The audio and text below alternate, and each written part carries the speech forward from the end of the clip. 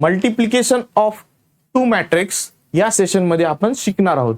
या सेशन मध्ये कसं मल्टिप्लाय करायचं दोन मॅट्रिक्सला, आणि मॅट्रिक्स मल्टिप्लाय करत असताना कोणतं कंडिशन अप्लाय होणं गरजेचं आहे तेही शिकणार आहोत. तर कंडिशन मी सांगतो.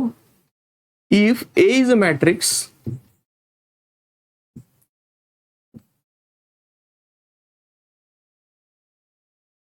and B is another matrix,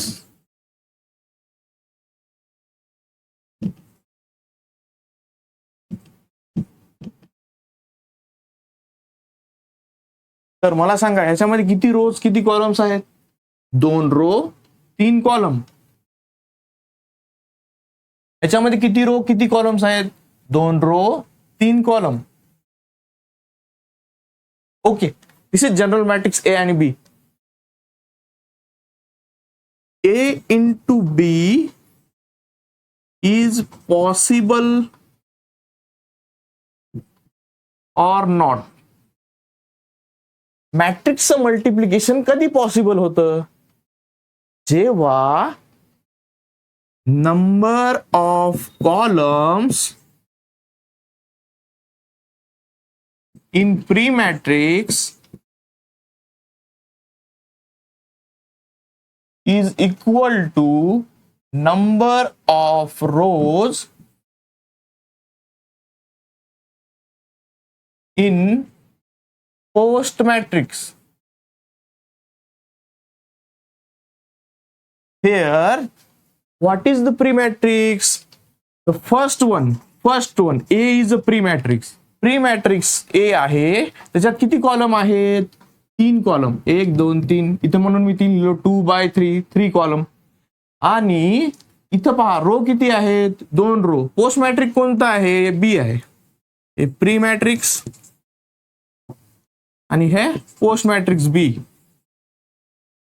2 रोज आहेत. Number of rose in post matrix 2. 3 2 match व्हायले का? नाही. त्याच्यामुळं ए into B is not possible. Is not possible. तर हीच ती कंडिशन आहे. ही कंडिशन आहे मॅट्रिक्स मल्टिप्लिकेशन पॉसिबल आहे की नाही हे ओळखण्यासाठी. सगळ्यात महत्वाची condition, number of columns in pre matrix, which is pre matrix? First matrix in the multiplication is pre-matrix and the second, this one is post matrix. Post matrix चे row number किती आहेत? रोज किती आहेत? 2 आहेत. त्याच्यामध्ये किती कॉलम्स आहेत? Pre matrix मध्ये 3 आहेत. दोन्ही मॅच व्हायले का? नाही. तर मल्टिप्लिकेशन पॉसिबल आहे का? नाही. ओके, हे अंडरस्टँड झालं. ओके, नेक्स्ट आपण पाहूया मॅट्रिक्स मल्टिप्लिकेशन कसं करायचं, आणि आपण एक कंडिशन, मॅचिंग कंडिशन कशी असते ती दाखवतो.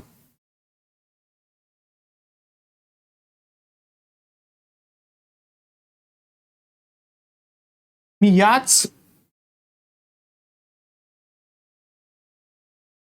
आता पहा, इथं पहा किती रोज आहेत? 1 2. किती कॉलम आहेत? 2. Okay, 2 column 2 rows. 2/2 matrix. B 2 columns 2 rows 2 rows. This is first row. This is second row. आणि 3 कॉलम 1 2 3.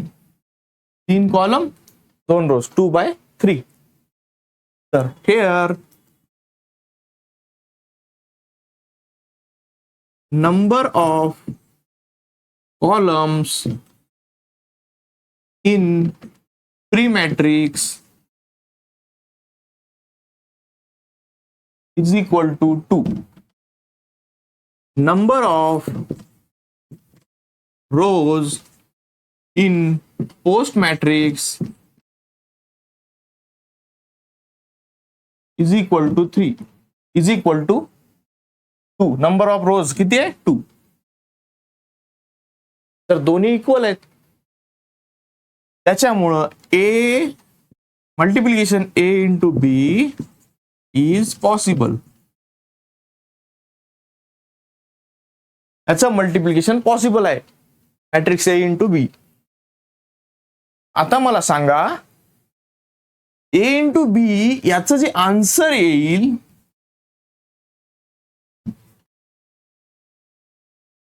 त्या आन्सरची ऑर्डर काय राहील. हे एक मॅट्रिक्स, हे आन्सर एक मॅट्रिक्स राहील, त्या मॅट्रिक्सची ऑर्डर काय राहील. Simply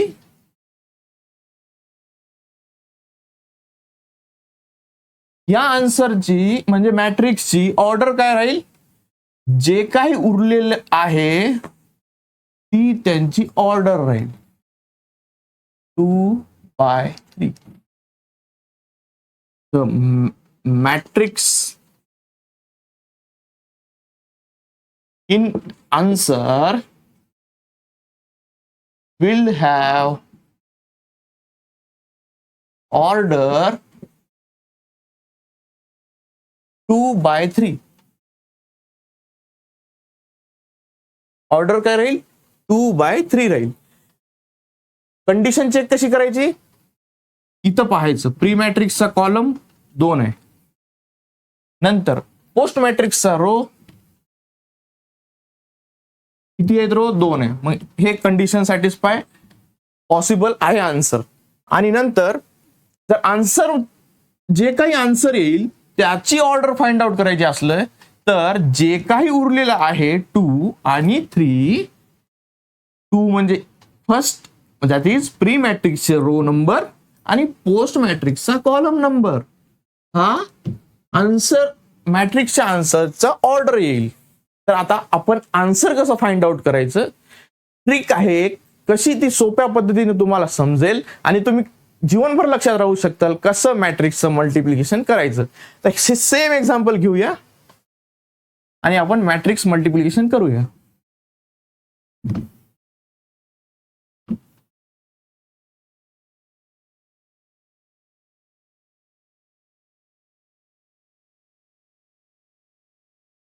okay, A into B. मला सांगा याची ऑर्डर काय काढली आपण, याचं काय आहे ऑर्डर 2/2. याची काय ऑर्डर आहे 2/3. प्री मॅट्रिक्स मधला column is equal to post matrix मधला रो, बरोबर आहे. म्हणून मॅट्रिक्स मल्टिप्लिकेशन पॉसिबल आहे. ओके, आता त्याचा आन्सर काय येईल, त्याची ऑर्डर काय राहील 2/3. उरलेलं जे आहे 2/3. तर मी आधीच घेऊन ठेवतो, या आन्सर मध्ये रो 2 येतील आणि कॉलम 3 असतील.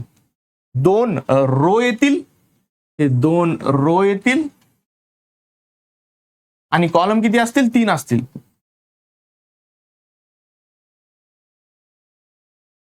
ओके, तर आता मी जिथे जिथे जंक्शन पॉइंट आहे ते पॉइंट टिक करून घ्यायले. हे 1 2 3, इथं एक, इथे माझे ऑब्जेक्ट्स येतील आन्सरचे. ते ऑब्जेक्ट्स कसे फाइंड करायचे, म्हणजेच आपल्याला मॅट्रिक्सचा आन्सर कसं फाइंड आउट करायचं, इतकं सिंपल आहे. ओके, तर मी इथं लिहितो काय जे काही येईल माझं त्याला मी म्हणतो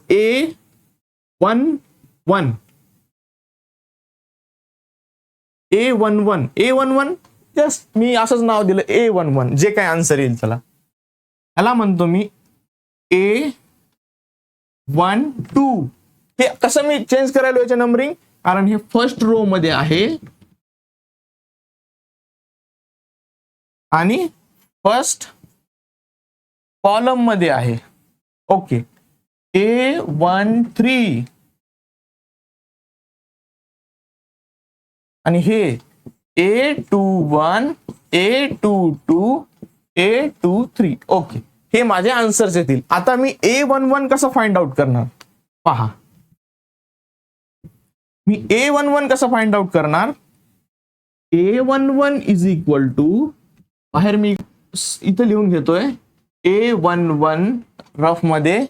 A11 मध्ये फर्स्ट, हा फर्स्ट म्हणजे मी असं गृहीत धरतो की हा फर्स्ट रो आहे, रो ए चा. ओके, आणि दुसरा 1 म्हणजे असं गृहीत धरतो की हा फर्स्ट कॉलम आहे बी चा.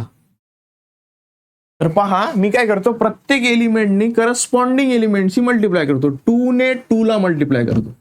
2 इंटू 2 4 प्लस पुन्हा काय उरलं 1. 1 इंटू 4 4 किती आला आहे 8. ओके, आता पहा मी A12 कसं कॅल्क्युलेट करतो. A1 हे 1 फर्स्ट रो तसाच ठेवतो आणि हे जे मल्टिप्लिकेशन एरोज मी काढले ज्यांच्यासोबत मला मल्टिप्लाय करायचं होतं, आता ते चेंज होतील का, कारण इथं 2 आहे. 2 म्हणजे सेकंड कॉलम पकडतो यावेळेस. 2 इंटू मी आता 3 सोबत मल्टिप्लाय करतो. 2 इंटू 3 6 प्लस ह्या 1 नी मी आता मल्टिप्लाय कोणासोबत करतो, ह्या 1 शी करतो.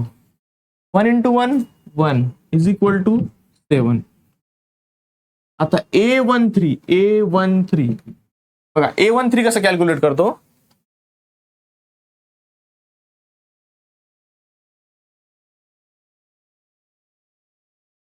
वन इथं पहिल्यांदा आला म्हणजे पहिला रो पिक करतो ए मधला, पहिला रो.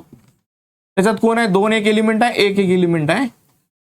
कशासोबत मल्टिप्लिकेशन करतो, तिसऱ्या कॉलम सोबत. आता ह्या 2 चं मल्टिप्लिकेशन कशासोबत करतो, इथं करस्पॉन्डिंग या 2 सोबत. या 1 चं मल्टिप्लिकेशन कशासोबत करतो, या 1 सोबत. 2 इंटू 2 4 प्लस 1 इंटू 1 1 5. आता हे जे आन्सर आले ते मी तर लिहितो. A11 किती आला 8, A12 किती आलं 7, A13 किती आलं 5. ओके, आता हे कॅल्क्युलेट कसं करायचं, ते तसंच कॅल्क्युलेट करायचं. जी मी हिंट सांगितली, हिंट कशी आहे, त्याला आपण त्या जंक्शन पॉइंटला नंबर दिले आणि त्या नंबरिंग वरून लक्षात घेतलं की हा 2 जो आहे A21 हा 2 प्री मॅट्रिक्स मधला घ्यायचा. म्हणजे आता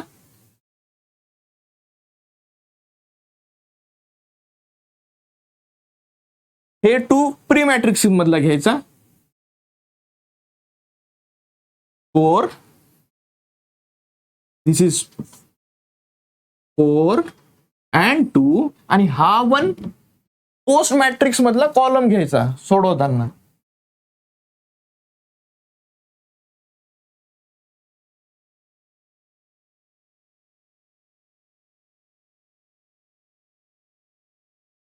ठीक आहे, तर 4 into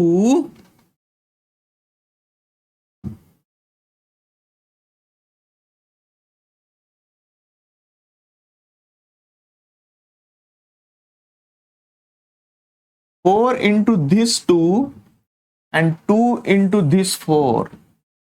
4 into 2 8 plus 2 into 4 8 is equal to 16. A21 आला आपल्याकडे 16. ओके, आता A22 आता मला सांगा A22 फाइंड आउट करण्यासाठी प्री मॅट्रिक्स मधला हे रो असतो ना आय, रो नंबर 2 घ्यायचा आणि पोस्ट मॅट्रिक्स मधला जे हा 2 हा घ्यायचा हा. ओके, ही अशी हिंट आहे, एक प्रकारची अंडरस्टँडिंग राहण्यासाठी, लक्षात राहण्यासाठी हे तुम्हाला सांगितलं मी. 4 इंटू आता काय करायचं 3 शी मल्टिप्लाय करायचं आणि 2 इंटू कशाशी मल्टिप्लाय करायचं 1 शी मल्टिप्लाय करायचं. करस्पॉन्डिंग पहिला एलिमेंट कॉलम मधला पहिल्या एलिमेंट सोबत, रो मधला दुसरा एलिमेंट कॉलम मधल्या दुसऱ्या एलिमेंट सोबत, त्याच कॉलम मधल्या. कोणत्या कॉलम नंबर कसा ठरवायचा, हा रो नंबर कसा ठरवायचा या नंबरिंग वरून. 4 इंटू 3 12, 2 इंटू 1 12 प्लस 12 प्लस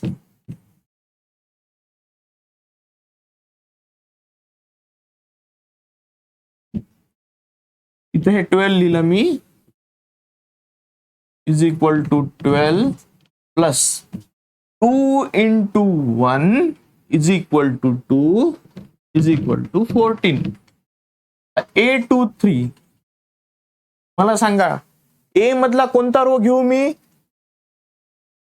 ए मधला हा नंबर इंडिकेट करतो, दुसरा रो घ्या. हा रो घेतो. पोस्ट मॅट्रिक मधला मल्टिप्लाय करण्यासाठी कोणते ऑब्जेक्ट घेऊ? तिसऱ्या कॉलम मधले घ्या, तिसऱ्या कॉलम मधले. ओके, चला तिसऱ्या कॉलम कडे चला. पोस्ट मधल्या तिसऱ्या कॉलम कडे चाललो. हे दुसऱ्या रो मधून पुन्हा तिसऱ्या कॉलम कडे गेलो. इथूनच कळतं आपल्याला, हिंट, एक प्रकारची हिंट आहे, इथूनच कळायला आपल्याला.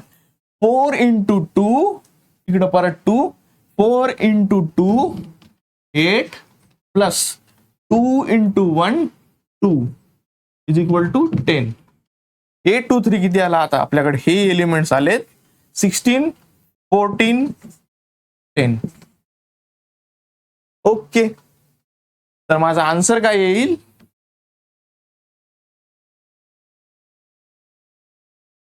हे जंक्शन पॉइंट 8 7 5 16 14 0. कसं काढलं मी? आधी मी पाहिलं, पहिली स्टेप कंडिशन चेक करायची. प्री मॅट्रिक्स मधले कॉलम किती आहेत? 2. पोस्ट मॅट्रिक्स मधले रोज किती आहेत? 2. Condition satisfied, multiplication is possible. नंतर काय चेक करायचं? आन्सरचं ऑर्डर काय येतं?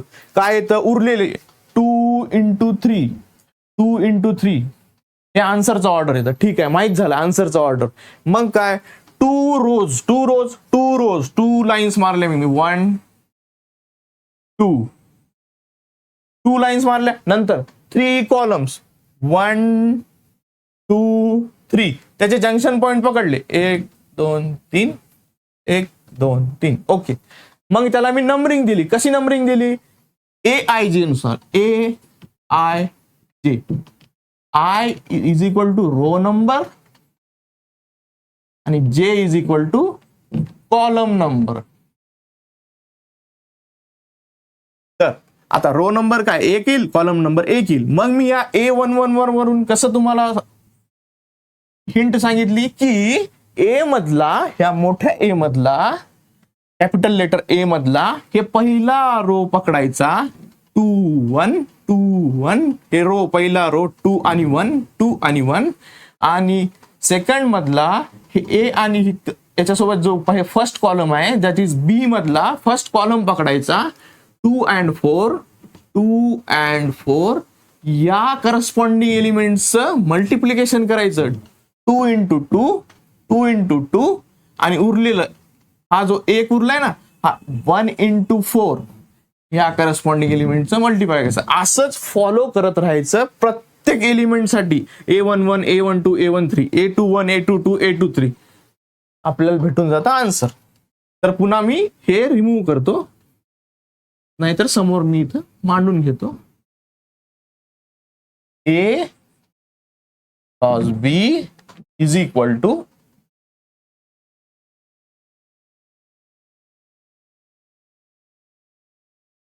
8 7 5 16 14 10 16 14 10.